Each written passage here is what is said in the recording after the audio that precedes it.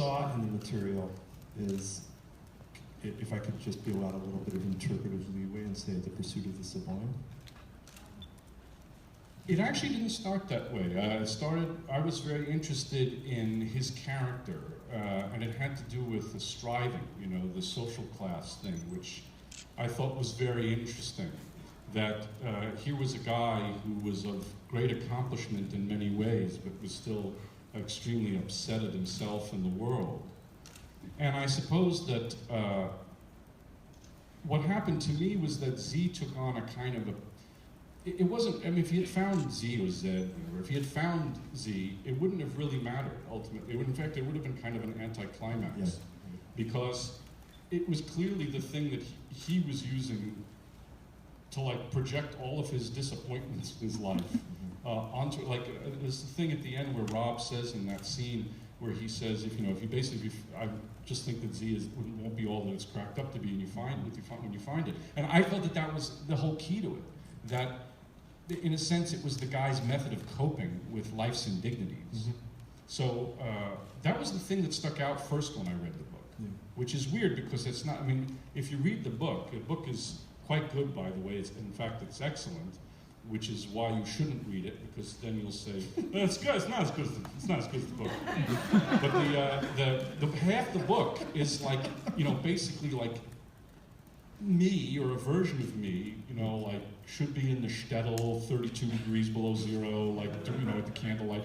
A writer, David Grant, who's wonderful, like going to the jungle. So like that's half the book. The other half is Fawcett's life. Right.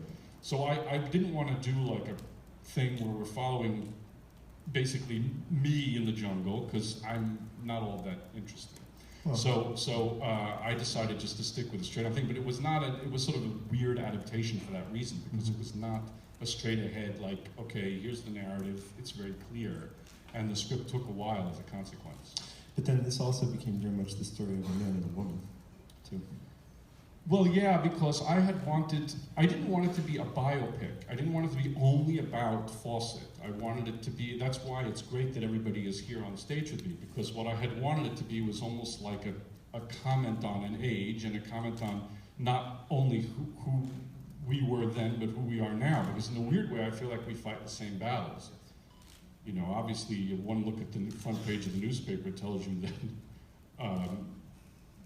the patriarchy is in full force. So I thought it's a little shaky. Yeah, but yeah, in some parts of it. In some part, but so I thought that Sienna's character was extremely important because the idea of I've talked about this before, the extension of our sympathies is crucial to making something that has some kind of lasting impact, and that is ultimately what you're going for. And so I tried to give her character as much importance and humanity in the story as Fawcett and Rob's character and Angus's character. In other words, everybody would have their moment to be in the film and to really, like I said, to make sure that the extension of our sympathies was in full force. I hope this makes some shred of sense. I don't know. At a certain point, it's like that joke we do. It's the Woody Allen thing in Annie Hall, the subtitle. Christ, I sound like FM radio. That's me. It's true, I don't get out much. Wow. And yet here you are on the stage, and it's closing night. It's very odd. It's very odd. The movie was finished 3 weeks ago. Delivered 3 weeks ago. So the idea that I'm here now is incredibly weird. Back from the jungle. Yeah, well, it's like, here it is, screen it, Could we talk about the experience of shooting in the jungle and how difficult it was to get film, and for you guys, I would imagine that there was a certain level of discomfort. I don't miss the jungle. Sorry? I don't miss the jungle at all. It was pretty, but no, I don't miss it. Okay. It was horrible. What do you? Yeah. Of course, you shouldn't miss it. It's like I said. First of all, speaking for myself, Rob did great, by the way. Yeah. But I'm, as I said, genetically engineered to be an accountant in the shtetl. So when you put me at 100 degrees and 100% humidity and bugs and the whole thing, and snakes and crocodiles and the whole thing, it was ridiculous. I never told Rob this. Thank God for months now past. But there's this scene in the movie where they're pushing the rafts, very shallow water, and the Don Diego River is where we were shooting. And at one point, close your ears, I see this thing run up the side, and it can't be a crocodile. So I called over one of the guides that we had, the Colombian guides, who were, by the way, terrific. And I said, there aren't crocodiles in this water. He says, no, there is nothing like that, nothing. I mean, you know where this is going. So we do another take, and I see the goddamn thing. I mean, I'm like, that's a crocodile. So I call the guy, crocodile. No, it's not a crocodile. It's a black caiman. So of course, I get out the sat phone or whatever, I look up black caiman, and it's like, a variety of crocodile, because you can be more fearsome and dangerous than the standard Florida crocodile. I'm like, that's the worst news I ever heard. So it was bad. You know, apparently an insect with Charlie, who's now in Montenegro, couldn't be. He's in the jungles of Montenegro. Don't ask me. But he was like late 2 hours to set one day, and he was never late, you know. And I said, well, what's wrong?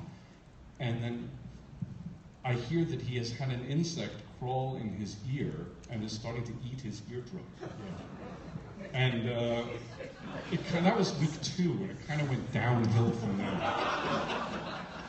It's funny because you say all this stuff, you hear about Werner Herzog and Francis Coppola and all that, and you think you're smarter and better prepared. Well, you're not, and you can't. And you get down there, and it's brutal. Yeah. So, Sienna, there were no crocodiles in Ireland, I guess. Right? No Belfast. You had no problems. You were so cosseted. You had only Belfast to deal with. Of course it wasn't nice. This is why you guys are in front of the camera with a script.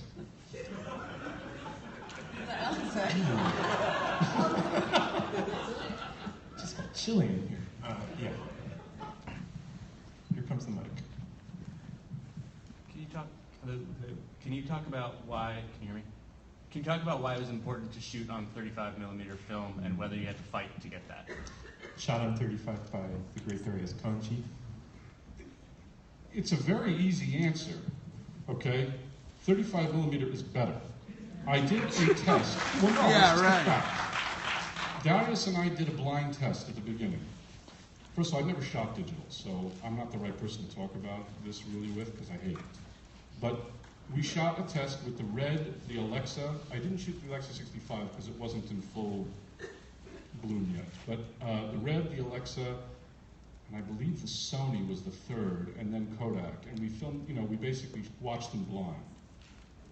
I said, oh, number 3 is way better than the others. And the producers were bummed because it was the Kodak. It was about $750,000 more, which is a lot because it means 3 or 4 days of shooting. But at a certain point, and it's much harder, but at a certain point you think to yourself, at least I did, the audience does not see how easy it is for you. Congratulations, it's easy. We can see what we're getting, it's a thing, we all